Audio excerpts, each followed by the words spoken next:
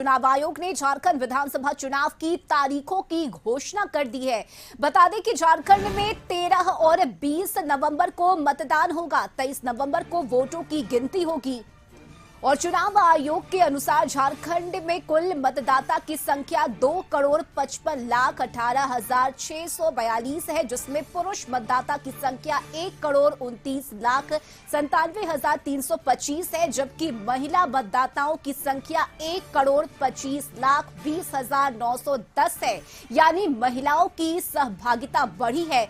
वर्तमान में झारखंड में हेमंत सोरेन की अगुवाई वाली झारखंड मुक्ति मोर्चा, कांग्रेस और राष्ट्रीय जनता दल की सरकार है। चुनाव आयोग की टीम ने हाल ही में झारखंड का दौरा कर विधानसभा चुनाव के लिए तैयारियों का निरीक्षण किया था।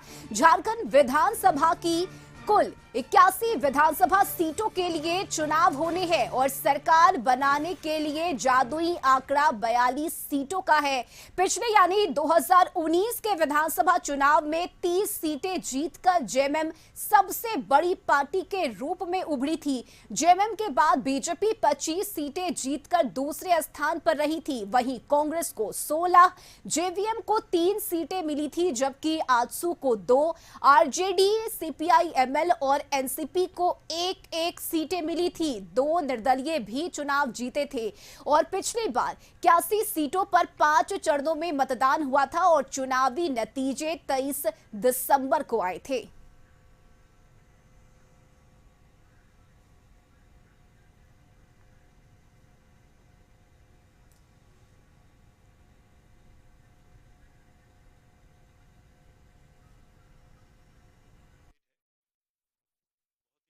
विरासत है और वहां पर हम फिर से अपील करेंगे कि सब वोटर्स अधिक से अधिक मात्रा में वोट दें।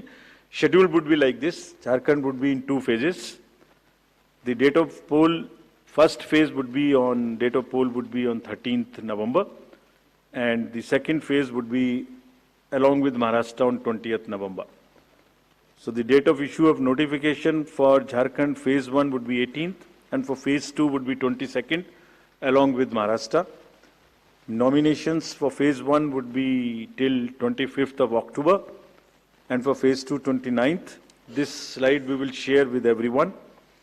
And date of poll would be 13th November and 20th November, both Wednesdays. And date of counting would be 23rd 11, that is Saturday. With this, we end our presentation.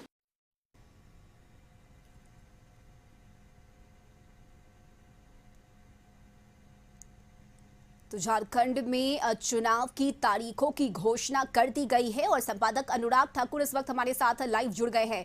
Anurag ji, Jharkhand में चुनाव की तारीखों का ऐलान कर दिया गया है और यह स्वागत योग्य कदम है चुनाव आयोग का। पिछली बार 5 चरणों में और इस बार 2 चरणों में ही चुनाव करने की तैयारी है। 13 और 20 नवंबर को झारखंड में मतदान होगा। जी रश्मि, बिल्कुल जिस घड़ी का इंतजार था वो घड़ी आ गई है। सभी को राज्य इलेक्शन कमीशन का इंतजार था कि आज शाम में जब प्रेस कॉन्फ्रेंस होती है 3:30 बजे तो क्या कुछ घोषणा होती है, कब चुनाव कराए जाएंगे, उसके डेट का इंतजार था और वो घड़ी आ गई है जब झारखंड में 2 चरणों में मतदान होंगे। जैसा कि हम अपने दर्शकों को पहले भी बता रहे थे कि झारखंड में 2 से 3 चरणों में ही इस बार चुनाव होने थे।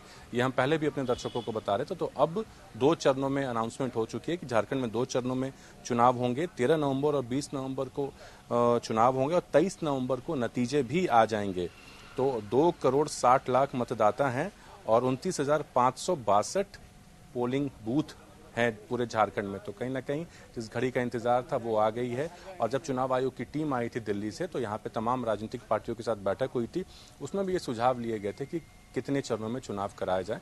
तो सबने यही सुझाव दिए थे कि 2 से 3 चरणों में। तो इलेक्शन कमीशन ने भी वही फैसला लिया और 2 चरणों में झारखंड में चुनाव होंगे।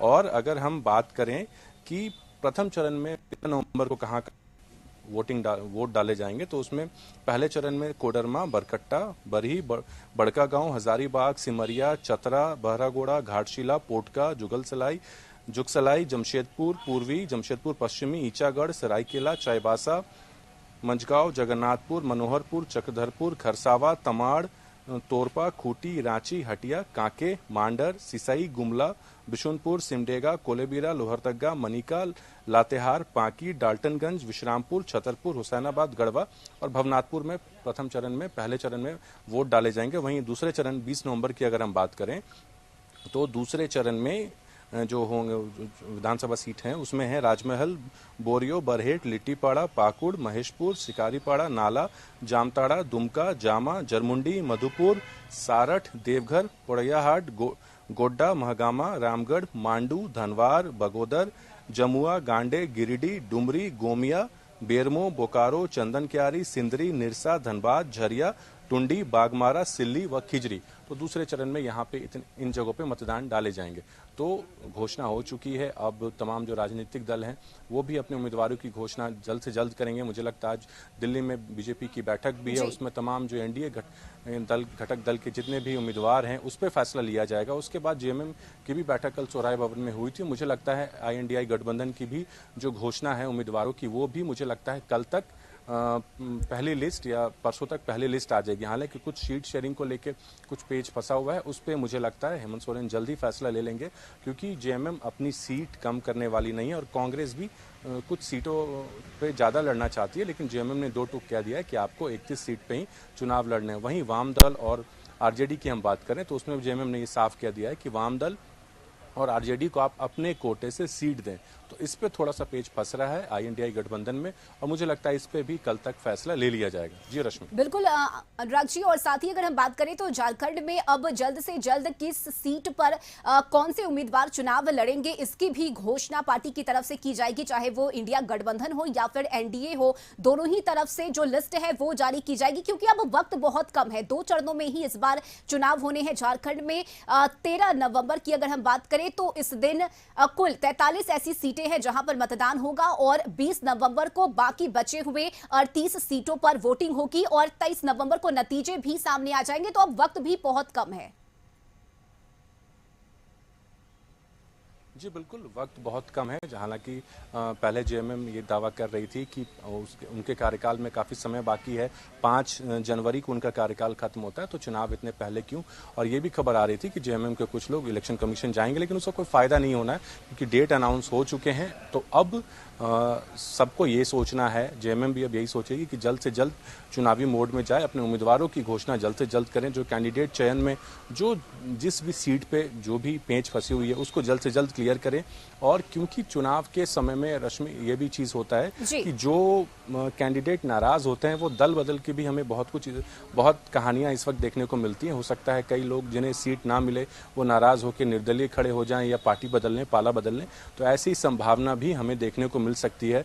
तो उससे भी तमाम दोनों ही पार्टियों को तैयार रहना पड़ेगा, ऐसी अगर कोई संभावना बनती है तो। हालांकि अब बीजेपी ने अपना स्टैंड क्लियर कर दिया है और आज दिल्ली में जो 6:30 बजे बैठक है उसमें तमाम चीज़ें क्लियर हो जाएंगी। जो 1-2 सीट पे पेच फंसी हुई है, मुझे लगता है आज गृह मंत्री अमित शाह और प्रधानमंत्री नरेंद्र मोदी भी उस मीटिंग में होंगे, तो वहाँ पे तमाम चीज़ें क्लियर हो जाएंगी। और आजसू के साथ जो 2 सीटों पर विवाद है, जो पेच फंसा हुआ है, मुझे लगता है वो भी क्लियर हो जाएगा। वहाँ पे सुदेश महतो की भी नाराजगी दूर कर दी जाएगी। वहीं अगर हम INDI गठबंधन की बात करें तो वहाँ भी मुझे लगता है हेमंत सोरेन काफ़ी परिपक्व हैं और वो तमाम लोगों को लेकर चल रहे हैं। कांग्रेस से भी वो बात कर रहे हैं और अभी कुछ दिन पहले ही मल्लिकार्जुन खड़गे और राहुल गांधी से उनकी दिल्ली में मुलाकात हुई थी, जब वो अपनी पत्नी और गांडे विधायक कल्पना सोरेन के साथ दिल्ली पहुंचे थे। मल्लिकार्जुन खड़गे के आवास पे ही वो बैठक हुई थी, उसमें राहुल गांधी भी पहुंचे थे। तो वहां पे भी तमाम बातें हुई थी सीट शेयरिंग को लेकर। और जैसे ही आज इलेक्शन कमीशन ने भी डेट अनाउंस कर दिया है, तो मुझे लगता है जल्द से जल्द हेमंत सोरेन INDI गठबंधन भी अपने उम्मीदवारों की लिस्ट जारी बिल्कुल अनुराग जी, और अब इसी चीज का इंतजार है कि कब प्रत्याशियों के नाम की घोषणा पार्टी की तरफ से की जाएगी, चाहे वो एनडीए हो या फिर INDI गठबंधन। बहुत शुक्रिया अनुराग जी आपका तमाम जानकारी के लिए।